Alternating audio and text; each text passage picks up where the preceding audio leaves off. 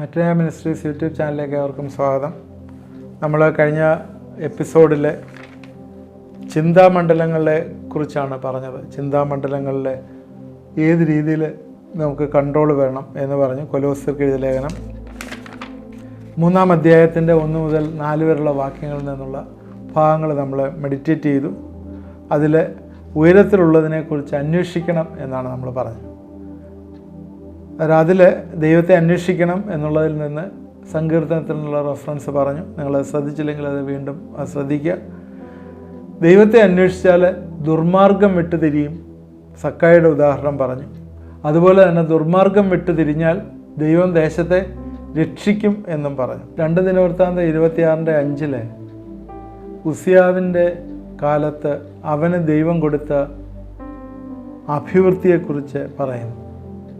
ഇങ്ങനെയാണ് എഴുതിയിരിക്കുന്നത്: ദൈവഭയത്തിൽ അവനെ ഉപദേശിക്കുന്ന സക്കറിയാവിൻ്റെ ആയുഷ്കാലത്ത് അവൻ ദൈവത്തെ അന്വേഷിച്ചു. അവൻ യഹോവയെ അന്വേഷിച്ച കാലത്തോളം ദൈവം അവന് അഭിവൃദ്ധി നൽകി.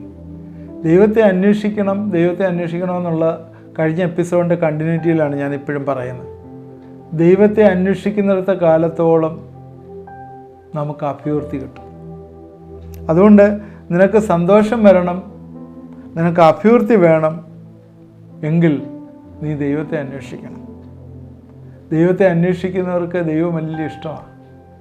കാരണം ദൈവത്തെ അന്വേഷിച്ച് ഇറങ്ങും പോകണ്ട, മണർകാടൊന്നും പോകണ്ട, വെട്ടുകാടും ഒന്നും പോകണ്ട. ദൈവത്തെ അന്വേഷിച്ച് ദൈവത്തിൻ്റെ വചനത്തിലിരുന്ന് മുമ്പിലിരുന്ന് ധ്യാനിച്ച് പ്രാർത്ഥിച്ചാൽ മതി. ദൈവം അന്വേഷണം കേട്ട് ദൈവം അപ്പോഴേ കാണും. സ്വർഗത്തിൽ നിന്ന് മനുഷ്യത്വന്മാരെയൊക്കെയും നോക്ക് ശോധന ചെയ്യുന്ന ദൈവമാണ്. അതുകൊണ്ട് ദൈവത്തിൻ്റെ സന്നിധിയിൽ നിനക്ക് അഭിവൃദ്ധിയൊക്കെ ദൈവം തരും. നീ ഒന്ന് താഴ്ന്നോണം. നിഗളം പാടില്ല. നിഗളിക്കുന്നവരെ ഒന്നും അവൻ ഇഷ്ടമല്ല. അതുകൊണ്ട് ദൈവത്തിൻ്റെ സന്നിധിയിലൊന്ന് താണിരുന്ന് ദൈവസന്നിധിയിലൊന്ന് പ്രാർത്ഥിക്കുക. നിങ്ങളുടെ ദൈവത്തെ അന്വേഷിക്കുന്നിടത്തോളം നിനക്ക് അഭിവൃദ്ധി വരും. ഇവിടെ ഉസിയാവിൻ്റെ ജീവിതവുമായിട്ട് ബന്ധപ്പെട്ട് പറയുന്നു. നമ്മുടെ ജീവിതങ്ങളിലൊക്കെ ദൈവം എന്തൊക്കെ കാര്യങ്ങൾ വില കൂടാതെ നമുക്ക് തരുന്നുണ്ട്. നമുക്ക് നല്ല മഴ കിട്ടുന്നുണ്ട്. മഴയില്ലാതെ എത്രയോ സ്ഥലങ്ങൾ വിഷമിക്കുന്നു. വെള്ളം, കുടിക്കാനുള്ള വെള്ളം, അതുപോലെ നമ്മൾ ഓക്സിജൻ. നിങ്ങൾ കിംസിലോ അല്ലെങ്കിൽ ആസ്റ്ററിലോ ഒക്കെ ഒന്ന് പോയാൽ 1 മണിക്കൂറിലേക്കുള്ള ഓക്സിജൻ്റെ പൈസയൊക്കെ നിങ്ങൾക്കറിയാം എത്രയാണ്. നിങ്ങൾ ചിലവ് കൂടാതെ വഹിക്കുന്ന ഓക്സിജൻ, ഇതൊക്കെ ദൈവം തരുന്നതല്ലേ. ഇതൊക്കെ നമ്മളങ്ങനെ ചിന്തിച്ചിട്ടുണ്ടോ? ഇല്ല, നമ്മളൊരിക്കലും അങ്ങനെയൊന്നും ചിന്തിക്കാറില്ല. ഇതൊക്കെ ടേക്ക് ഫോർ ഗ്രാൻറ്റഡ് ആയിട്ട് നമ്മളിങ്ങനെ ചിന്തിച്ച് ഇങ്ങനെ അങ്ങ് പോവുകയാണ്. ദൈവം നമ്മളെ അന്വേഷിക്കുന്നതോടും ദൈവം നമ്മളെ അനുഗ്രഹിക്കും.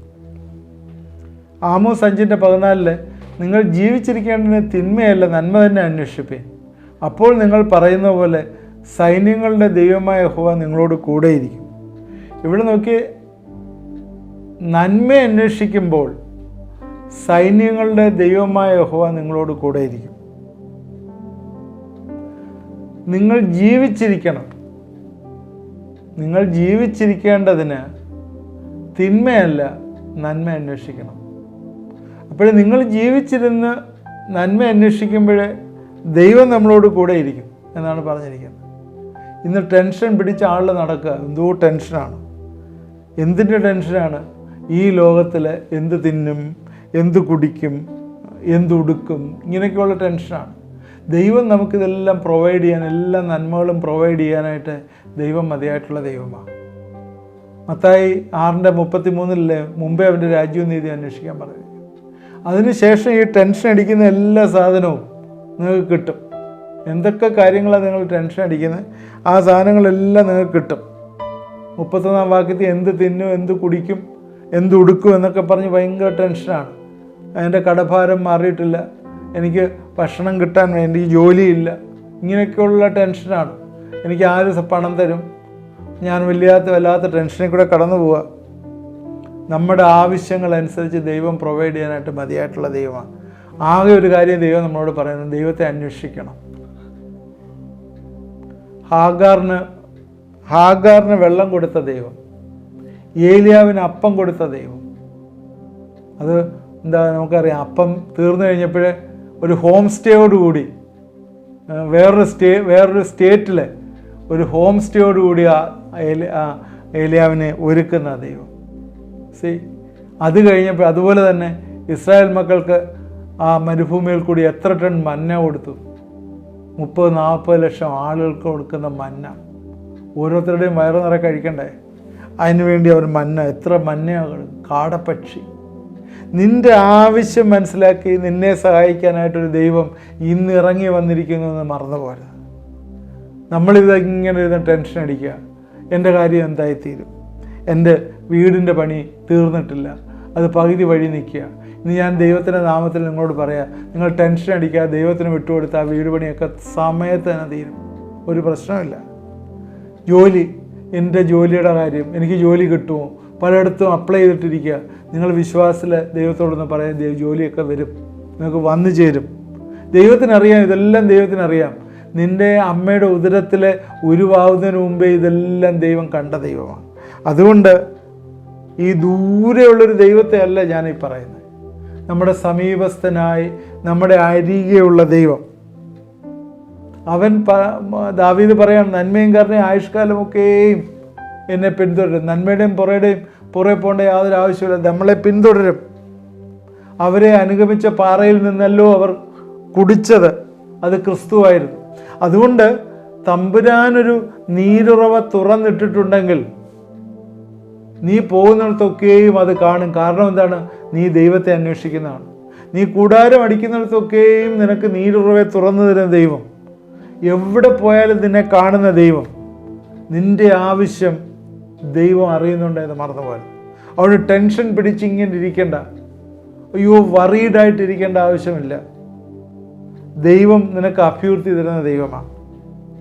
ഞാൻ 1-2 എക്സാമ്പിൾസ് കേട്ടിരിക്കുന്ന കാര്യം പറയാം. നോർത്ത് ഇന്ത്യയിലെ ഒരു സുവിശേഷൻ്റെ ഒരു അനുഭവം. രാവിലെ കഴിക്കാനൊന്നുമില്ല, വിഷമിച്ചിരിക്കുക. ഒരു 10 രൂപ കിട്ടിയിരുന്നെങ്കിൽ നല്ലതായിരുന്നു എന്ന് വിചാരിച്ചിരിക്കുമ്പോഴേ ദൈവമേ പ്രാർത്ഥിച്ചു. അങ്ങനെ ഇരിക്കുമ്പോഴെന്താ സംഭവിച്ചേ? പെട്ടെന്ന് നോക്കിയപ്പം ഒരു 10 രൂപ കൊഴിഞ്ഞ് താഴെ വീഴുന്നു. ഇത് വലിയ അത്ഭുതമാണല്ലോ, 10 രൂപ കൊഴിഞ്ഞ് താഴെ വീഴും. 10 രൂപ കിട്ടണമെന്ന് പ്രാർത്ഥിച്ചു. അടുത്ത വീട്ടിലെങ്ങാണ്ടുള്ളൊരു എലി അതിലേക്കൂടെ ആ പൈസ എടുത്തുകൊണ്ട് പോയപ്പോൾ അതിൻ്റെ കയ്യിൽ നിന്ന് താഴെ വീണതാണ്. നമുക്കൊരു തമാശ പോലെ, നിസ്സാരം പോലെ തോന്നാം. അത് ദൈവം അറിയാത്ത വഴികളിൽ നിന്ന് പ്രൊവൈഡ് ചെയ്യുന്ന കാര്യം. ഞാനൊരു വേറൊരു പുസ്തകം വായിച്ചിട്ടുള്ള പ്രൊഫസർ ഈനോക്ക് എൻ്റെ പുസ്തകത്തിൽ നിന്ന് വായിച്ചിട്ടുള്ളതാണ്. Union of evangelical students of India, USA എന്ന് പറഞ്ഞ സംഘടനയുടെ ഫൗണ്ടറാണ് ഈനോക്ക്. പുള്ളിയുടെ ഭവനത്തിൽ ഈ സംഘടനയുടെ സ്റ്റാഫ് വർക്കേഴ്സ് എല്ലാം വന്ന് ഭക്ഷണം കഴിക്കും പല സമയങ്ങളിൽ. ഒരിക്കലും ഭക്ഷണം കഴിക്കാനായിട്ട് കൊടുക്കാനായിട്ട് ഒന്നുമില്ല. പുള്ളിയുടെ ഇതിൽ എഴുതിയിരിക്കുന്ന എക്സാമ്പിളാണ് പറയുന്നത്. ഒരു വലിയ ഗരുഡൻ പോലെ എന്തോ ഒരു വലിയ പരുന്ത് വലിയൊരു മീൻ വീട്ടിൻ്റെ മുമ്പിൽ കൊണ്ട് കൊത്തിയിട്ടു. കാരണം അത് എടുത്തുകൊണ്ട് പോയ സമയത്ത് അദ്ദേഹത്തിൻ്റെ വീട് ആ കടലിൻ്റെ അധികം ദൂരമില്ലാത്ത സ്ഥലത്തായിരുന്നു എന്ന് വിചാരിക്കുന്നു. കൊത്തിക്കൊണ്ട് പോയപ്പോൾ അതിന് കാലേ നിൽക്കാഞ്ഞിട്ട് അത് വീട്ടിൻ്റെ മുറ്റത്ത് വീണതായിരിക്കാം. വാട്ട് ഓർ മേ ബി അദ്ദേഹത്തിൻ്റെ പ്രാർത്ഥന. അന്ന് അവർക്ക് സുഭിക്ഷമായിട്ട് കഴിക്കാനായിട്ട് കറി ദൈവം പ്രൊവൈഡ് ചെയ്തെന്ന് പറഞ്ഞ് വായിച്ചിട്ടുണ്ട്. നടന്ന സംഭവം ഒരു ദൈവദാസൻ പറഞ്ഞ് ഞാൻ ഈ തരണത്തിൽ കോട്ട് ചെയ്യാനായിട്ട് ആഗ്രഹിക്കുകയാണ്. ദൈവദാസനായിരുന്നു. അവർ വീണ് കിടക്കുക, എഴുന്നേക്കാൻ വയ്യ. ഭാര്യയ്ക്കും അസുഖം, ഭർത്താവ് ഒരു കട്ടിൽ, ഭാര്യയ്ക്കൊരു കട്ടിൽ. 1 രൂപയില്ല. 3 കുട്ടികൾ അവർക്ക് ട്രാവലിന് പഠിക്കാൻ പോകണം. കോട്ടയത്ത് നടന്ന സംഭവമായിട്ടാണ് ഞാൻ മനസ്സിലാക്കുന്നത്. എന്നാൽ അവർ പ്രാർത്ഥിച്ചു, ദൈവമേ 1 രൂപയില്ലല്ലോ, എന്ത് സംഭവിക്കും? ഒരിക്കലും ഇല്ലാത്തതുപോലെ അവരുടെ അടുത്തുള്ളൊരു മരത്തിൽ രാത്രിയിൽ വാവൽ പക്ഷികളുടെ സൗണ്ട്. പിറ്റേന്ന് രാവിലെ നോക്കിയപ്പോൾ അവിടെ എല്ലാം ഈ ജാതിക്ക പൊഴിഞ്ഞു കിടക്കുന്നു. ആ മരത്തിനകത്തൊരിക്കലും ജാതിയൊന്നും ഉണ്ടാകത്തില്ല. എന്നാൽ ഈ വാവൽ വന്നിട്ടുമില്ല ഇതുവരെ. എന്നാൽ അവിടെ വാവൽ വന്നു, അവിടെ ജാതിക്ക പൊഴിഞ്ഞു കിടക്കുന്നു. ഈ ജാതിക്ക എല്ലാം കൂടെ പറക്കി രാവിലെ പിള്ളേരെ കണ്ട് പോയി ആയുർവേദ കടയിൽ കൊണ്ടുപോയി കൊടുത്തു കഴിഞ്ഞപ്പോൾ അവർക്ക് 14 രൂപ കിട്ടി. ഇത് പഴയ കഥയാണ്. 7 രൂപയെ അവർക്ക് വണ്ടിക്കൂലിക്ക് ആവശ്യമുള്ളായിരുന്നു, എന്നാൽ 14 രൂപ കിട്ടി എന്ന് പറയുന്നു. ഇങ്ങനെ ഇതേ സംഭവം റിപ്പീറ്റ് ചെയ്ത് 3 മാസം ആ സഹോദരൻ വീണ് 3 മാസം റെസ്റ്റ് ആയിരുന്നു. അത് കഴിഞ്ഞ് എഴുന്നേൽക്കുന്നവരെ ഈ 3 മാസം ദൈവം അത് പ്രൊവൈഡ് ചെയ്തു. ഈ 3 മാസം കഴിഞ്ഞിട്ട് വാവലും വന്നിട്ടില്ല, ആ അത്ഭുതം ഉണ്ടായിട്ടില്ല. ആ ദേശത്തെങ്ങും ജാതിക്കയില്ല. എന്നാൽ ഇതിൻ്റെ ആവശ്യം അറിഞ്ഞ് ദൈവം നടത്തുന്ന കാര്യം. അത് മാത്രമല്ല, ഇതുപോലൊരു അത്ഭുതം നിനക്ക് വേണമെന്ന് വെച്ചാൽ അങ്ങനെ ഉണ്ടാവണമെന്നില്ല. നിനക്ക് വേറൊരു അത്ഭുതമായിരിക്കും ദൈവം തരുന്നത്.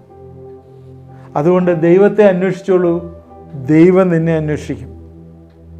ദൈവത്തെ അന്വേഷിക്കുന്ന ബുദ്ധിമാനുണ്ടോ എന്ന് കാണുവാൻ ദൈവം സ്വർഗത്തിൽ നിന്ന് മനുഷ്യപുത്രനെ ഒക്കെ നോക്കുകയാണ്.